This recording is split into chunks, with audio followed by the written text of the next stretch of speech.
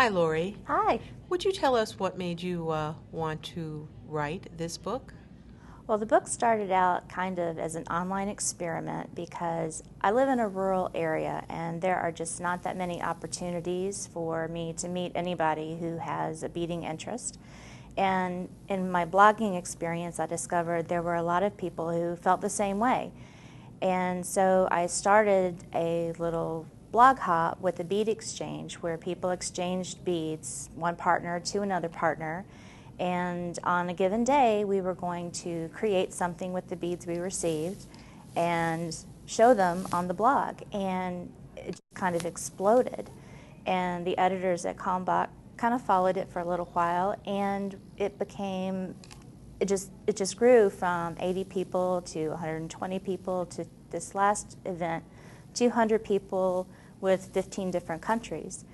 And I felt that this would be a really unique book because it was about showing people that they could use beads that were within their own stash, as well as adding in a few beads that maybe they hadn't thought about using before, trading with their friends or with online friends, and creating something really out of the box, something that would help challenge them or would help them, push the limit a little bit from making always paint blue, paint blue.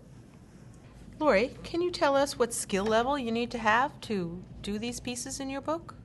Anybody can do these. In the blog party, I have people who have no skill level whatsoever. They are just starting out with stringing.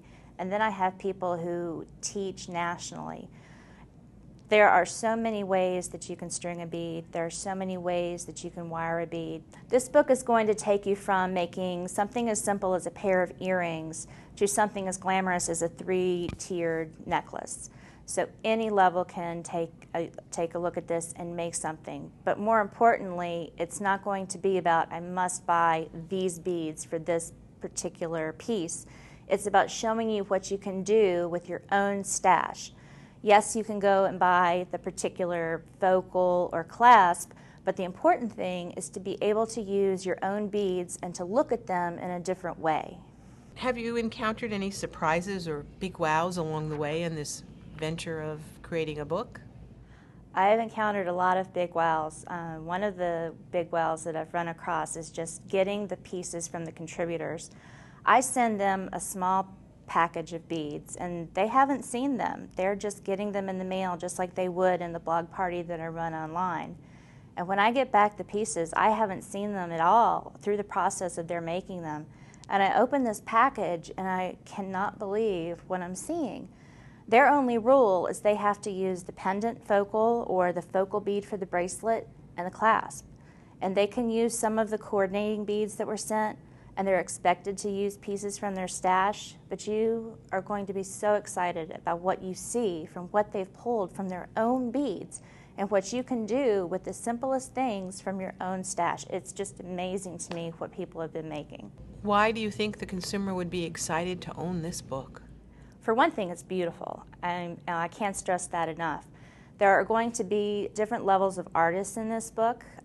There are artists who have been published in magazines. There are unknown artists in this book. There are different levels of artists, and there are different types of beads. There are polymer clay beads, gemstone beads, crystals, pearls, lamprock glass. There's just something for everybody. And the idea is to give a jumping off point for everybody. So you may see 1 or 2 beads in a necklace and create something that doesn't look a thing like the tutorial, but it'll give you the tools to be able to go, oh yeah, I have a wood bead and I have a polymer clay bead and I have a bird bead, but I'm going to do this with it. And that's the entire idea of what this book is supposed to do for you.